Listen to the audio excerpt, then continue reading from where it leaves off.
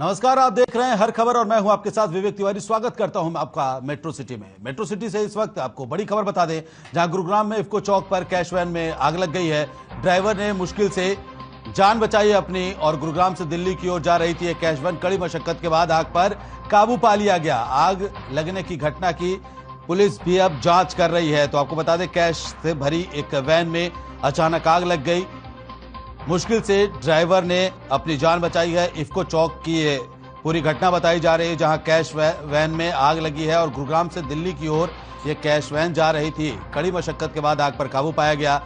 आग लगने की घटना की जांच कर रही है पुलिस। तो आपको तस्वीरें दिखा रहे हैं, जब कैश वैन में आग लग गई थी। कैश से भरे इस वैन में अचानक आग लग गई और जैसे ही ये खबर मिली कि कैश वैन में आग लगी है, तुरंत ही तमाम प्रशासनिक अमला, दमकल की गाड़ियां मौके पर पहुंची और आग बुझाने की जद्दोजहद में जुट गए और आखिरकार कड़ी मशक्कत के बाद आग पर काबू पा लिया गया है। तो बड़ी खबर आप तक पहुंचा रहे हैं गुरुग्राम से, जहां इफ्को चौक पर एक कैश वैन में भीषण आग लग गई। आग लगने की वजह से कैश जलने की भी खबर सामने आई है। वहीं पुलिस अब पूरे मामले की जांच कर रही है कि आखिरकार कैसे कैश वैन में आग लगी है। तो ड्राइवर ने मुश्किल से अपनी जान बचाई है। गुरुग्राम से दिल्ली की ओर इस कैश वैन को ले जाया जा रहा था। इसी दौरान कैश वैन में आग लग गई और आग लगने के बाद जैसे ही यह खबर प्रशासन तक पहुंची, तत्काल प्रभाव से दमकल की गाड़ियां मौके पर भेजी गई और आग पर काबू पाया गया।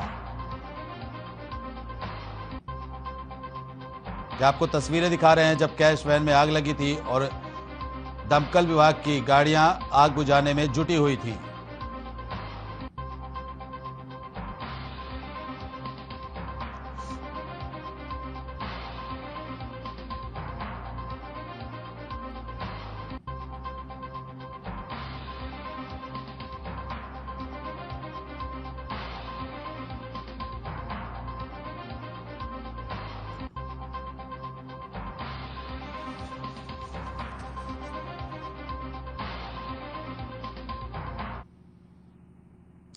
बढ़ते आगे, यूक्रेन से छात्रों का भारत लौटने का सिलसिला जारी है। सरकार के ऑपरेशन गंगा के तहत यूक्रेन में फंसे छात्रों को सुरक्षित लाया जा रहा है। आपको बता दें कि यूक्रेन में फंसे छात्र गुरुग्राम पहुंचे, जहां पर हरियाणा के मुख्यमंत्री मनोहर लाल उनसे मिले और उनके परिजनों से भी सीएम ने बातचीत की। मुख्यमंत्री ने कहा कि यूक्रेन में फंसे एक एक छात्र को सुरक्षित वतन लाने के लिए मोदी सरकार संकल्पबद्ध है और ऑपरेशन गंगा के तहत छात्रों की पूरी मदद की जा रही है। कई छात्रों ने अपने दर्द भरी दास्तां को बयां भी किया और बच्चों को सुरक्षित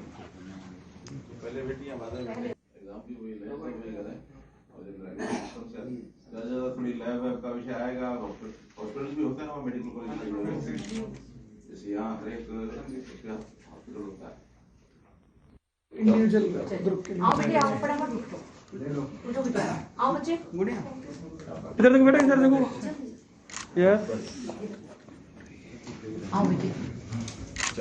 बहुत बड़ी समस्या अचानक आ गई थी। यूक्रेन का और रशिया का जो युद्ध चल रहा है, उसमें हमारे यहाँ के पूरे देश भर के लगभग 18,000-19,000 छात्र थे। हरियाणा के भी उसमें 1800 छात्र हैं। पहला काम तो यह है कि वो सकुशल वहाँ से वापस लौट आए।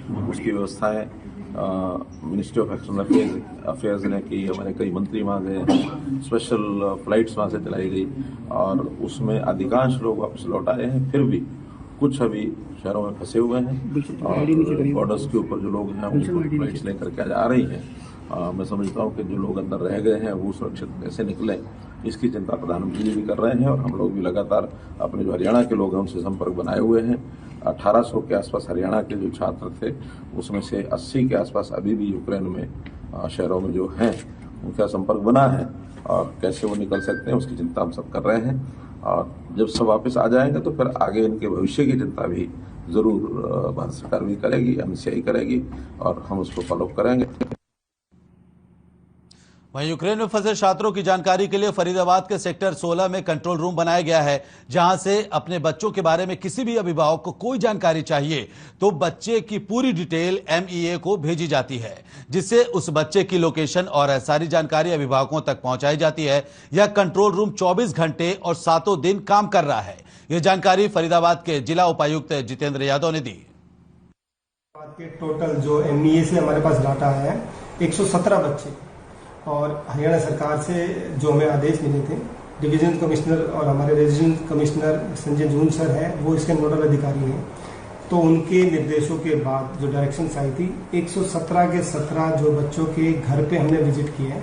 हमारे तहसीलदार, नायब तहसीलदार और सीनियर ऑफिसर्स ने पर्सनली वहाँ जाके उनके परिवार वालों से मदद की है। 117 में से 113 घर हमने विजिट कर लिए। 4 बच्चे फरीदाबाद जिनका एड्रेस था वो गलत था, एक नासिक से था, एक पलवल डिस्ट्रिक्ट से था, एक रेवाड़ी में शिफ्ट हो गया, एक गुड़गांव। वहीं मुख्यमंत्री मनोहर लाल झज्जर पहुंचे, जहां उन्होंने जिले को 178 करोड़ से ज्यादा की सौगात दी है। इसके साथ ही उन्होंने स्वामी ओमानंद सरस्वती संग्रहालय का भूमि पूजन किया और बहादुरगढ़ बस स्टैंड बहादुरगढ़ में अधिकारियों के लिए आवासीय कॉलोनी गांव कसार और जाखौदा में राजकीय विद्यालय के नए भवनों का उद्घाटन भी सीएम ने किया। आपको बता दें कि सीएम मनोहर लाल झज्जर गुरुकुल कॉलेज के वार्षिक उत्सव में पहुंचे थे। सीएम मनोहर लाल ने इस दौरान कहा कि विज्ञान का विस्तार हो रहा है, हम अंतरिक्ष तक जा रहे हैं, लेकिन विज्ञान के साथ चरित्र निर्माण के लिए गुरुकुल भी जरूरी है। पीएम मोदी ने नई शिक्षा नीति लागू करने का लक्ष्य रखा है। योग हमारी लोक भाषा नई शिक्षा नीति का हिस्सा, हम 2025 तक नई शिक्षा नीति लागू करेंगे। इसके साथ ही सीएम ने गुरुकुलों को मिलने वाली राशि बढ़ाने की भी घोषणा की है और गुरुकुल के पुनरुद्धार के लिए 51 लाख रुपए देने की सीएम ने घोषणा की। तो आपको दिखा रहे हैं ये 4 तस्वीरें जब सीएम झज्जर में पहुंचे हुए थे, जहां उन्होंने संग्रहालय का भूमि पूजन किया है। शहीदों की वीरांगनाओं का सीएम ने सम्मान किया है, उनको शॉल और प्रशस्ति पत्र देकर उनको सीएम ने सम्मानित किया। वहीं गुरुकुल महाविद्यालय का जायजा लेते हुए तीसरी तस्वीर आप देख सकते हैं। सीएम मनोहर लाल तस्वीरों में आप देख रहे होंगे, ये उस वक्त की तस्वीरें हैं जब सीएम मनोहर लाल भूमि पूजन का कार्य कर रहे थे। वहीं चौथी तस्वीर स्मृति वन का सीएम ने शिलान्यास किया है। तो 178 करोड़ से ज्यादा के विकास कार्यों की सौगात झज्जर जिले को सीएम मनोहर लाल ने दी है।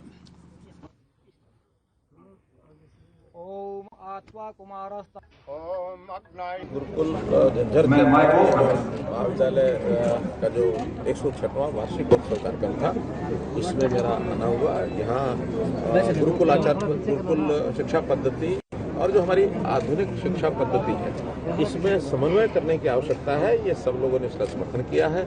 इसी प्रकार से हमारे पुरातत्व के जो संग्रहालय के नाते से जो एक संपदा जिसको संग्रहीय रूप में यहाँ रखा जाएगा, उसके भी भूमि पूजन का कार्यक्रम हुआ। लगभग 50-60 करोड़ रुपये लगा करके उस पर एक भव्य संग्रहालय बनाया जाएगा, ताकि इस क्षेत्र ऐसे लोगों को जिनकी रुचि है उनके लिए एक पर्यटन का ये केंद्र भी बन सके, उसके इस इलाके को बहुत लाभ होगा। सैकड़ों की संख्या में, चाहे नूह है, चाहे गाँव है, चाहे पानीपत है, चाहे यमुनानगर है, बहुत जगह में घटनाएं मिली हैं उनको। और बहुत सी लड़कियों को भगा कर ले जाते हैं, दूर तक ले जाते हैं और कई बार तो मिलती भी नहीं है। तो इन चीज़ों को ध्यान में रखते हुए ये एक समस्या है। इस समस्या के कारण से तनाव पैदा हो रहा है समाजों में। तो समाज के तनाव को कम करने के लिए, वो तो लोग कहते हैं इससे तनाव पैदा होगा, मेरा कहना है कि आज जो तनाव है उसको कम करने के लिए सामंजस्य, सौहार्द परिवारों में यानी समाजों में बना रहे, एक दूसरे के समाज में किसी प्रकार का ऐसा रोष प्रकट न हो। और धर्मांतरण करना कोई हमें कोई उसमें वर्जित नहीं है, यानी संवैधानिक एक अधिकार भी है धर्मांतरण। लेकिन धर्मांतरण लोभ से, लालच से, धोखे से, शादी के लालच से, विदेश भेजने के लालच से, नौकरी दिलाने के लालच से ये जो किया जाएगा तो ये समाज के लिए घातक है। इसलिए हम इसको रोकने के लिए धर्मांतरण स्वतंत्र बिल हम ही नहीं लाए, 8 स्टेट्स और ला चुके हैं, जिन्हें हरियाणा में आवश्यकता है। वहीं गुरुग्राम में हर खबर की खबर का बड़ा असर देखने को मिला है। आपको बता दें कि express green one society Manesar में रास्ते को लेकर बड़ी समस्या थी, जिसकी खबर को हमने प्रमुखता से दिखाया था और खबर चलने के बाद स्थानीय विधायक सत्य प्रकाश जरावता ने संज्ञान लेते हुए रास्ते को जल्द से जल्द ठीक करवाने का आश्वासन दिया है।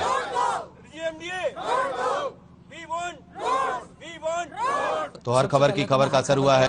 तहे दिल से धन्यवाद करना चाहूंगा कि वो लोगों के लिए आधी रात पर आकर और उनके मुद्दे उठाते हैं और उनको कवरेज देते हैं। तो उसी का परिणाम है कि आज विधायक जी यहाँ पर आए और उन्होंने मुआयना किया और उन्होंने आश्वासन दिया है कि 30 से 40 दिन में हम जल्द से जल्द रोड बना देंगे। शिवानी, पर साथ ही साथ मैं एक चीज आपके चैनल के माध्यम से जरूर रखना चाहूंगा कि 24 मीटर की जो एक्विजिशन की समस्या है पूरे गुड़गांव की समस्या है, लेटेस्ट चिंतल सोसाइटी का आपने देखा ही, अगर ऐसा कोई हादसा होता है तो बट नेचुरल है, यहाँ प्रशासन कोई मदद नहीं कर सकता, कोई एम्बुलेंस, कोई फायर ब्रिगेड इस सोसाइटी तक नहीं पहुंच सकती।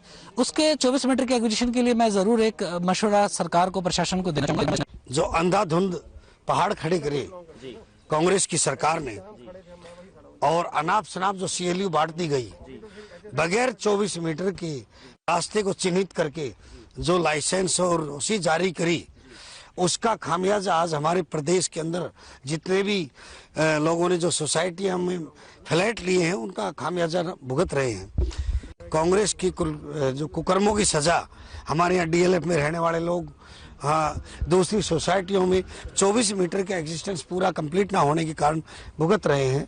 वेरियस लिटिगेशंस फंसी हुई है। यहाँ भी 900 एकड़ से ज्यादा का केस, जिसमें बड़े घोटाले रॉबर्ट वाड्रा और भूपेंद्र सिंह हुड्डा और इन सब लोगों के मिला के जो हुआ था, उसका खामियाजा भुगत रहा। अगर सब कुछ स्मूथली होता तो ये सारी एकदम हम क्लीन करते, हमारे पास फंड की कमी नहीं है। देखिए, निश्चित रूप से जहाँ जिस जगह पे हम खड़े हैं, इन सोसाइटियों की जो चिंता है वो बिल्कुल वाजिब है। 1 करोड़ 1.5 करोड़ 2 रुपए का फ्लैट लेकर जो आदमी अपनी उम्र भर की जीवन की जो पूंजी यहाँ लगा देता है और उसके बाद उसको पता चलता है कि यहाँ पहुँचने के लिए रास्ता ही नहीं है, तो इससे दुर्भाग्य की बात किसी भी सोसाइटी के लिए, वहाँ के लिए निवासियों के लिए हो नहीं सकती। विधायक जी अपना प्रयास करें, सोसाइटी के निवासी अपना प्रयास कर रहे हैं, DLF अपना प्रयास करे और GMDA और HSIDC के अधिकारी प्रयास करके जितनी जल्दी हो सके इस सोसाइटी के लिए ये 24 मीटर के रोड की व्यवस्था करनी चाहिए।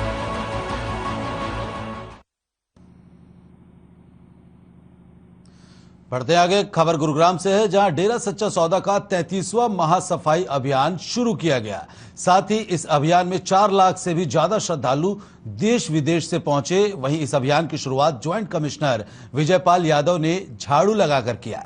साथ ही इस मौके पर उन्होंने डेरा सच्चा सौदा के संत डॉक्टर गुरमीत राम रहीम सिंह के शुरू किए गए महासफाई अभियान की भी जमकर तारीफ की। गुरुग्राम में फैली गंदगी को साफ करने का बीड़ा उठाया करीब 5 लाख लोगों ने। इन करीब 5 लाख लोगों में से ने एक साथ गुरुग्राम की सड़कों, मोहल्लों और गलियों में उतरकर सफाई करने लगे। और सफाई भी सिर्फ खाना पूर्ति वाली नहीं, सफाई ऐसी जो लोगों को सोचने के लिए मजबूर कर दे कि आखिर उनकी फैलाई हुई गंदगी कोई और एकदम बारीकी से कैसे साफ कर रहा है। दरअसल गुरुग्राम में आज डेरा सच्चा सौदा के प्रमुख राम रहीम की अनुयायी सड़कों पर उतरकर पूरे गुरुग्राम की साफ सफाई का बीड़ा उठा लिया। गुरुग्राम के हाईवे हों या फिर गली मोहल्ले की सड़कें, हर जगह राम रहीम के अनुयायी सड़कों पर उतरकर सफाई करते हुए नजर आए।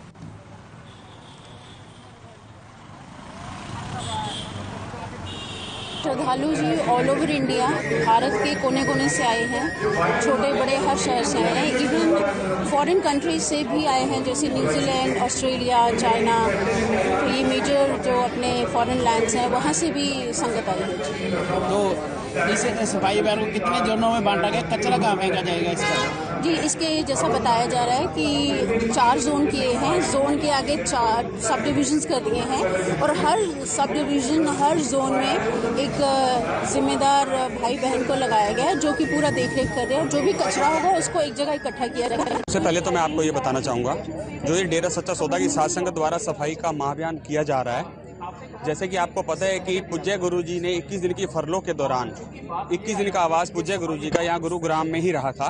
हमारे पूज्य गुरुजी ने यहाँ चरण टिकाए और 21 दिन का आवास उनका यहाँ रहा।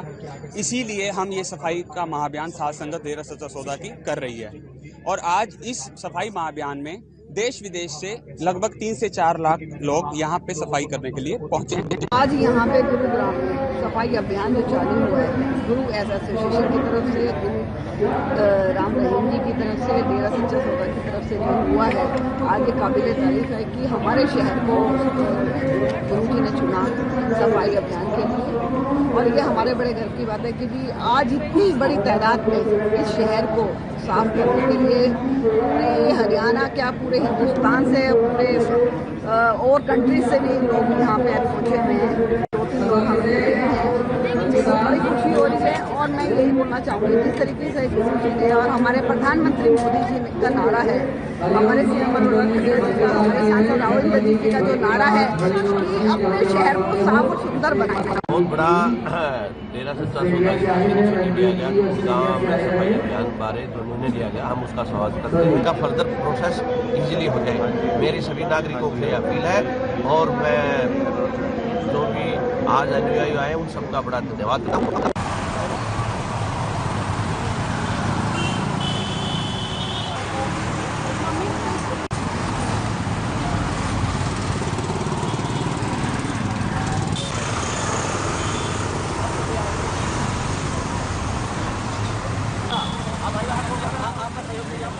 तस्वीरें आपको दिखा रहे हैं जब डेरा सच्चा सौदा के अनुयायी गुरुग्राम की सड़कों पर उतरकर सफाई कर रहे थे।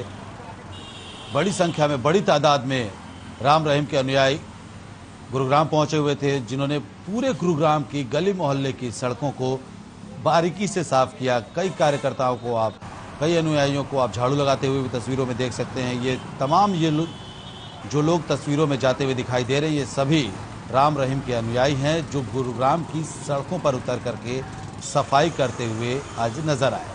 तो बड़ी तादाद में करीब 4 से 5 लाख लोग गुरुग्राम की सफाई करने के लिए पहुंचे थे।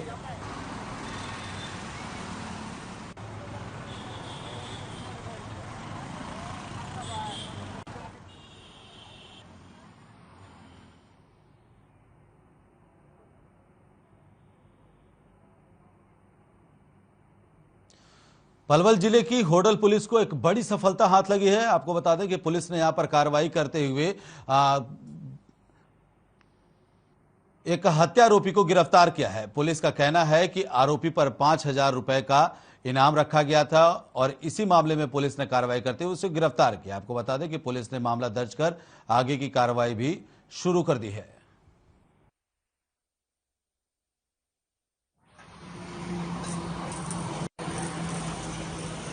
इनामी हत्यारोपी को गिरफ्तार किया है।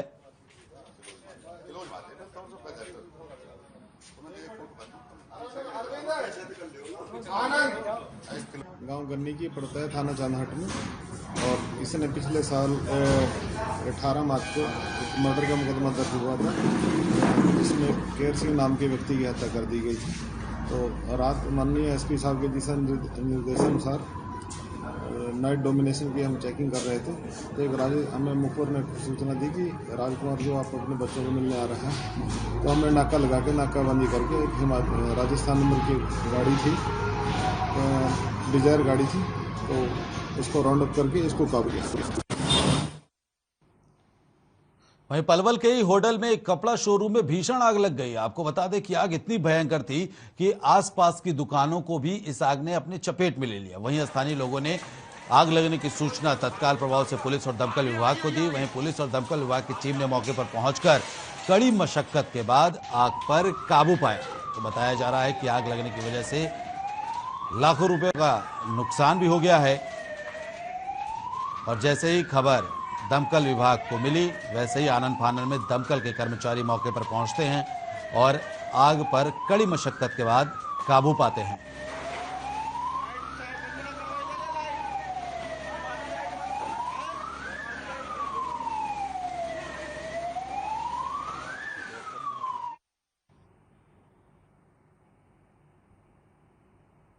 तो मेट्रो सिटी में फिलहाल के लिए इतना ही। आप देखते रहिए हर खबर। नमस्कार।